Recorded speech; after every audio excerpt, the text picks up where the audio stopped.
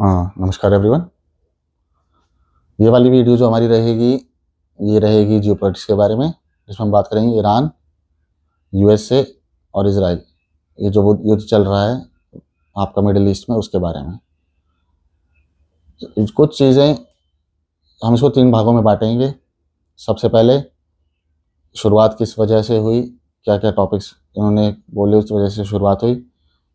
दूसरा, क्या क्या यूएसए ने अचीव किया है, क्या क्या महत्वाकांक्षाएं थी जो अचीव अभी शायद सामने से नहीं दिखती हैं, और लेटेस्ट अपडेट क्या है।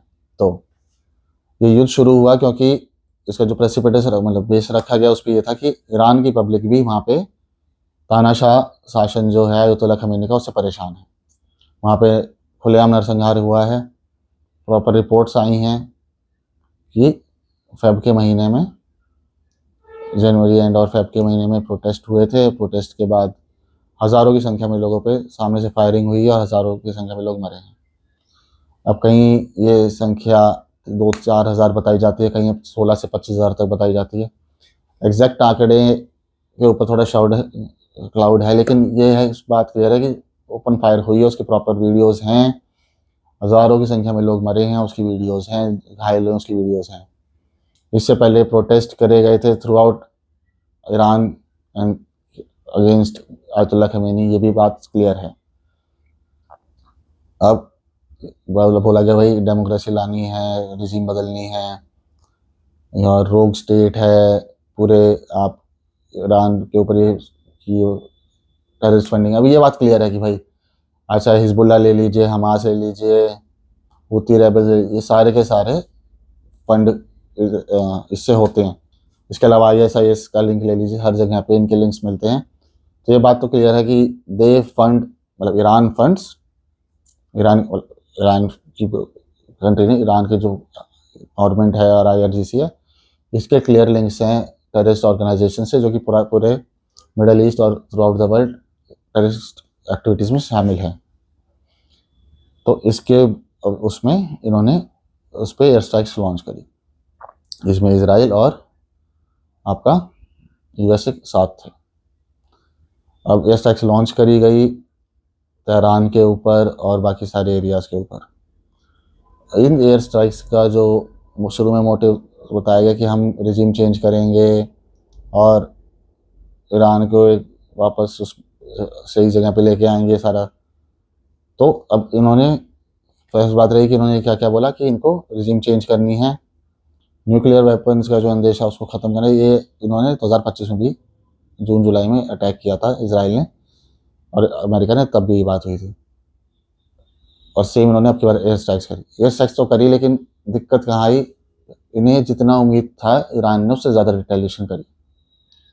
और ईरान ने USA बेसिस पे जो थ्रू आउट मिडल ईस्ट है उस पर अटैक कर दिया। ये बात किसी ने भी नहीं सोची थी कि ईरान, चाहे फिर वो UAE हो, सऊदी हो, जॉर्डन छोड़ के ओमान और ये सारे बहरीन, ये सारे एरियाज पे उन्होंने अटैक कर दिया जहाँ जहाँ US के बेसिस थे। इन पे अटैक होने की वजह से जो US है वो एक तरह से रैटल भी हुआ है। इनको जो प्रोमिनेंट रेडार सिस्टम्स थे उन पे, उनको भी काफ़ी क्षति पहुंची है। ईरान में तेहरान अब ऐसा हालत हो गई है कि वो लिवेबल सिटी जैसा तो कुछ बचा नहीं, उस पर इतना अटैक हुआ है। लेकिन जो की पॉइंट्स हैं, फर्स्ट स्ट्राइक्स के अंदर आयतुल्ला खमीनी की डेथ हुई, ये बात क्लियर है। उसके अलावा उनके परिवार के भी कई सारे लोगों की डेथ हुई, ये बात भी क्लियर है। साथ की खबरों में बताया गया कि इनके जो बेटे हैं, जो कि IRGC के अंदर एक रैंक होल्ड करते थे, मॉरल पुलिस और इस सारी की, जो कि चेक करती है कि वहाँ की महिलाएं सही से कोड ऑफ कंडक्ट में रहें और लोग इस्लाम फॉलो करें। IRGC की एक विंग होती है मॉरल पुलिस, उसके वो करता धरता रहे हैं, जो कि उनकी रिसेप्शन निकल के आई। तो मोस्तफा खमीनी, उनको अब नया लीडर बनाया गया उनकी डेथ के बाद। मोस्तफा खमीनी जब से लीडर बने वो सामने नहीं आए हैं, क्योंकि खबर ये आई है कि IRGC, सॉरी, जो स्ट्राइक्स हुई थी उसमें वो भी काफ़ी इंजर्ड हैं, लेकिन अभी ज़िंदा बताए गए हैं। बीच में खबर आई थी कि वो मार दिए गए और आयतुल्ला खमीनी का पूरा वंश खत्म हो गया, लेकिन ऐसा नहीं। 1979 के टाइम से ये सारी चीज़ें चल रही हैं। इनसे पहले आयतुल्ला खamenei वो आए थे फ्रॉम, पहले वहाँ पे शाह को बदला गया। तो पिछले 47 ईयर्स से ईरान जो है वो सफ़र कर रहा है अयतुल्लाह के नीचे। प्रोटेस्ट सच में हुए थे, ये बात क्लियर है, सबके सामने है। अयतुल्लाह खमीनी के मरने के बाद लोगों में एक पॉजिटिविटी भी शो करी, बात भी क्लियर है। लेकिन आप कुछ भी कहिए, ईरान एक सिविलाइजेशनल स्टेट है। जब पूरे देश पे इतना बन के आती है दिक्कत, तो लोग साथ में खड़े होते हैं अपने लोगों के। उनका गुस्सा जायज़ है अपनी गवर्नमेंट के खिलाफ, लेकिन अपने सामने ये खड़े होते हैं, अपने लोगों को बचाने तो खड़े होंगे भाई, सिंपल सी बात है। वॉर टाइम सिचुएशन के अंदर देश एक साथ खड़ा होता है, उस टाइम पे पीस और ये सारी बातें अलग रह जाती हैं। वॉर टाइम सिचुएशन में आपका पूरा सिनेरियो अलग चलता है। ये जो पूरा का पूरा सिनेरियो है, इस वजह से भी ट्रिगर हुए थे प्रोटेस्ट की। इनकी जो वैल्यू थी ईरानियन रियाल की, वो एकदम मिट्टी के भाव हो गई थी यूएस के खिलाफ सामने। तो जो वहाँ पे जो आपका ट्रेडर्स हैं, उन्होंने भी बगावत कर दी थी कि ना, इतना बर्दाश्त नहीं कर पाएंगे। तो ये सारा सिनेरियो होने के बाद क्या क्या अचीव किया यूएसए ने, पहले तो बता दिया कि कैसे हुआ, क्यों शुरुआत हो, क्या क्या मोटिव्स बताए गए, क्या क्या अचीव किया यूएसए ने। तो एक एक करके मैं आपको क्लियर कर देता हूँ।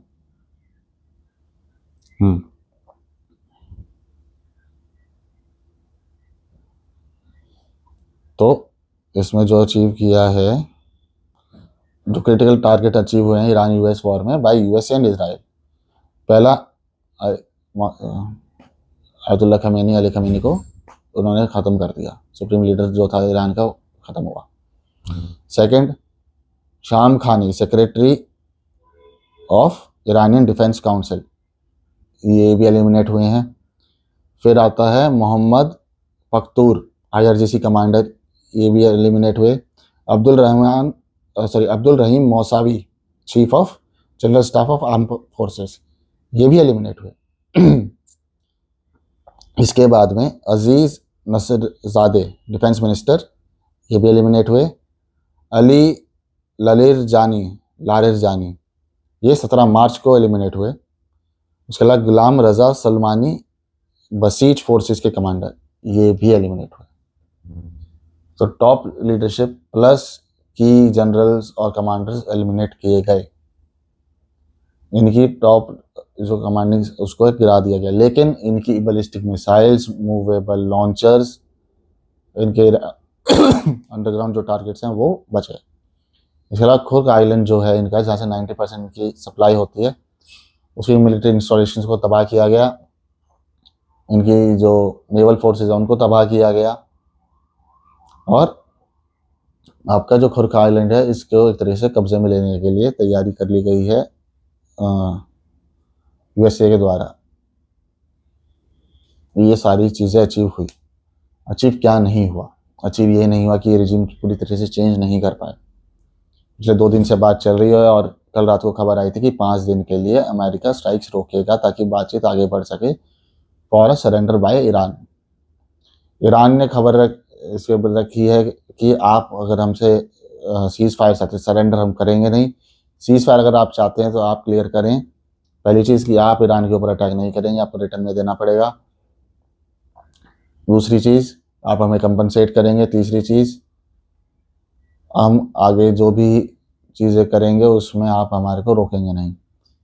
यूएस से कह रहा है कि आप ये क्लियर करके देंगे कि आपके पास जितना भी यूरेनियम वगैरह है आप हमारे को देंगे, उन साइट्स को बंद करेंगे, हम उस पर ओवरलुक रखेंगे। इस पर ईरान ने सीधा सीधा मना कर दिया कि ये पॉसिबिलिटी नहीं है। अब जो इनका प्रेसिडेंट बचा हुआ है और जिनसे अभी ये बात कर रहे हैं, अगर ये टॉक्स क्लियर भी होती हैं तो सबसे बड़ी जो चीज़ निकल के आती है वो ये है कि क्या वहाँ के जो आईआरजीसी के कमांडर है उसको मानेंगे। मोसैक पैटर्न जो होता है उसको फॉलो, जो इनकी स्ट्रैटेजी है उसको फॉलो करते हुए, जब अयतुल्लाह खमीनी की डेथ हुई उसके बाद 31 जो प्रोविंसेस हैं ईरान की, वहाँ पे 31 आईआरजीसी कमांडर्स अपने अपने दम पे ऑपरेट कर रहे हैं, अपनी इंडिपेंडेंट कमांड पे ऑपरेट कर रहे हैं।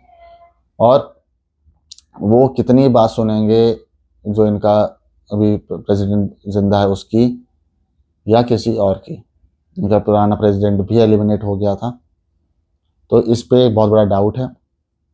5 दिन के लिए अभी जो ये वॉर को शांत करने की खबर आई है उस पर चीज़ें देखने वाली हैं। इस वॉर के चक्कर में पूरी दुनिया एक तरीके से एनर्जी क्राइसिस पे आ रही है। नॉर्मली 100 बैरल के अराउंड आपका ऑयल ट्रेड कर रहा है। इंडिया ने ऑयल के लिए सारे काम कर लिए, हमारे को ऑयल में कोई दिक्कत नहीं आ रही है। गैस पे थोड़ी दिक्कत थी, लेकिन इंडिया ने फिर से अपनी डिप्लोमेसी और फॉरेन अफेयर्स में जो हमारी पकड़ है थ्रू आउट मिडल ईस्ट और थ्रू आउट द वर्ल्ड, उसका आपको एग्जांपल देते हुए क्लियर किया है कि इंडिया इज़ द फर्स्ट और द ओनली कंट्री जिसको ईरान ने फ्री मूवमेंट की आज़ादी दे रखी है। इसके अलावा ईरान से परमिशन लेनी पड़ती है कि आप हॉट स्ट्रेट ऑफ हॉर्मुज से सामान ले जा सकते हैं, नहीं ले जा सकते। उस पर उन्होंने कई सारे ट्रायंगल्स पर अटैक किया है इंडिया, लेकिन अपना जो गैस का हमारे को ज़रूरत है वो आ रहा है। ओमान एक न्यूट्रल कंट्री की तरह एक्ट कर रहा है इसमें, लेकिन ओमान से जो सप्लाई आती है गैस और तेल की, उस पर लोगों को स्ट्रेट ऑफ हॉर्मुज पार नहीं करना पड़ता। लेकिन क्योंकि ओमान से स्ट्रेट ऑफ हॉर्मुज नहीं जाना पड़ता है, इस पे जो ओमान के जो ऑयल और गैस का जो प्राइस निकल के आ रहा है, तो उस पर बताया जा रहा है कि नॉर्मली 110 90 इसके बीच में ट्रेड कर रहा है ऑयल। लेकिन क्योंकि स्ट्रेट ऑफ हॉर्मुज में नहीं घुसना पड़ रहा है, तो ओमान अपना जो तेल है वो 190 170 160 इस लेवल पे भी बेच रहा है। तो एक तरीके से 70 से $90 वो कमा रहे हैं पर बैरल पे, क्योंकि उनके पास ये चीज़ बताने की कि हमारा जो तेल है आपको लेने के लिए स्ट्रेट ऑफ हॉर्मुज नहीं जाना पड़ेगा। इस सब के बीच में जो वेनेजुएलन ऑयल है, मैंने आपसे लास्ट टाइम भी बोला था कि गेम ऑफ ऑयल है सारा और कुछ नहीं, उसकी डिमांड भी बढ़ती नज़र आ रही है और उस पर जो यूएस है उसको फ़ायदा हो रहा है, ये बात निकल के आई है। तो गेम ऑफ ऑयल है, क्या क्या टारगेट्स अचीव हुए हैं हमने बात कर ली, ये क्या क्या की शुरुआत हुई थी उस पर बात कर ली। अब क्या चीज़ अचीव नहीं हुई, जो चीज़ क्लियरली इस वॉर में अचीव नहीं हुई वो था complete regime change. Decapitation strikes हुई, लेकिन कंप्लीट रिजीम चेंज अभी कार्ड्स पे नहीं दिखता। Second of all surrender by Iran, वो नहीं दिखता। Complete demolition of Iran's ability to retaliate, वो नहीं दिखता। बहुत सारे चीज़ें अचीव हुई हैं। कोई ये कह दे कि जो आपका यूएस है वो इस वॉर में हारा है और ईरान जीता, तो ऐसा कुछ नहीं है। ईरान अंडरडॉग है, उसके पास उतनी कैपेसिटी नहीं है। तो अंडरडॉग होने के बहुत सारे फ़ायदे होते हैं। विक्टिम मोड आप क्लेम कर सकते हैं, छोटी सी विक्ट्री को आप बहुत बड़ा शो कर सकते हैं। लेकिन इस पूरे वॉर में ईरान और यूएसए और इसराइल की जो वॉर हुआ है उसमें ये बात तो क्लियर हुई है कि यूएसए अभी भी सोल सुपर पावर है इस वर्ल्ड में, और अगर वो चाहे तो क्लियरली ईरान को घुटनों पे और भी ला सकता है। लेकिन ग्राउंड ट्रूप्स उतारने में, खुर्ग आइलैंड को अभी अपने कब्जे में लेने में, ताकि ईरान की जो सप्लाई चेन है जो मेन, उसको तोड़ा जा सके, इसमें अभी जो यूएसए उसकी तरफ से क्लियर संकेत नहीं आए हैं। अब जो वर्स्ट सिनेरियोज प्रिडिक्ट करे जा सकते हैं वो ये हैं कि अगर खुर्ग आइलैंड के ऊपर यूएसए कब्जा करता है और ईरान के पास अपनी जो एनर्जी सप्लाईज है वो चैनल अप करने की क्षमता नहीं बचती है, उस केस के अंदर जो सबको एक चीज़ का डर है वो है कि ईरान डर्टी बॉम्ब एक्सप्लोड कर सकता है या उससे फायर कर सकता है। डिएगो गार्सिया बेस के ऊपर इन्होंने फायर किया तो 4000 प्लस अपनी बैलिस्टिक मिसाइल यूज़ करके, वो इंटरसेप्ट हो गया, वो बात अलग है। ये भी एक तरीके से ज़रूरत करी है ईरान ने कि शो ऑफ करने की। ईरान इस मामले में ध्यान दे रहा है कि ईरान उनके वॉरशिप्स पर अटैक ना कर दे। अगर वॉरशिप्स पर अटैक होगा, बॉडी बैग्स जाएंगे, उसमें सिनेरियोस फंसते हैं। एयर पावर, एयरप्लेन्स, कई चीज़ों का नुकसान यूएस को भी उठाना पड़ा है, पर US is able to bear it. पर बात यह है कि अगर बूट्स ऑन ग्राउंड उतरते हैं उसका क्या सिनेरियो बनेगा। अगर ईरान की जो गैस और ऑयल की जो सप्लाई चेन्स हैं वो अगर पूरी तरह से बंद हो जाती हैं, उसका क्या सिनेरियो बनेगा, ये देखने वाली बात है। मैं अपनी तरफ से यही बोलना चाहता हूँ कि पीस होना चाहिए, लेकिन IRGC का हटना बहुत ज़रूरी है।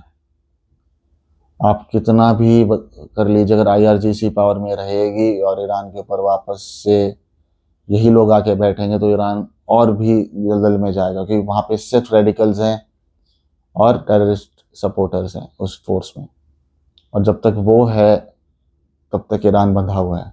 Iran needs a breather. Khomeini ख़त्म किया, उसका भी सक्सेसर्स आए, उस पर आप काम कीजिए। एक्चुअली में ईरान के अंदर IRGC को ख़त्म करना ज़रूरी है। अब वो एयर स्ट्राइक से हो पाता है नहीं हो पाता, वहाँ के लोग कर पाते नहीं कर पाते, या फिर आप बूट्स ऑन ग्राउंड उतारते हैं, ये सारी चीज़ देखने वाली होंगी। अगर कुछ भी आगे आगे बढ़ता है, बस ये है कि अगर डर्टी बॉम्ब फटता है, उस सिनेरियो के अंदर हम कुछ भी प्रेडिक्ट नहीं कर सकते। उस केस में इजराइल और अमेरिका रिटेलिएट करते हैं, क्या सिनेरियोज बनते हैं, वो रेडिएशन कहाँ तक फैलती है, उसके लॉन्ग टर्म और शॉर्ट टर्म इफेक्ट्स क्या आते हैं, वो आगे में देखने वाली बात है। इकलौती चीज़ इस वॉर को एग्रेस करने में, डाइग्रेस करने में, एकदम पीक पे ले जाने में, या फिर पॉइंट ऑफ नो रिटर्न तक में, इकलौता जो पॉइंट है वो यही है कि ईरान डर्टी बम यूज़ करता है या नहीं। उसके अलावा जो मोज़ेक पैटर्न फॉलो हो रहा है, इसमें ये एक स्टेलमेट वॉर है, ये लंबी भी चल सकती है, कल भी ख़त्म हो सकती है। इन 5 दिनों के अंदर ईरान, US और इसराइल के बीच में क्या बातचीत हो रही है, किस सिनेरियो पे पहुँचते हैं, ये देखने वाली बात होगी। और क्या जो इस पूरी बातचीत में बात निकल के आएगी, उसको IRGC एक्सेप्ट करेगी या नहीं, ये भी एक देखने वाली बात होगी। अभी के लिए इस वीडियो में इतना ही। जय हिंद, जय भारत, वंदे मातरम। आप सभी से अनुरोध है, चैनल को लाइक करें, सब्सक्राइब करें। Thank you for watching.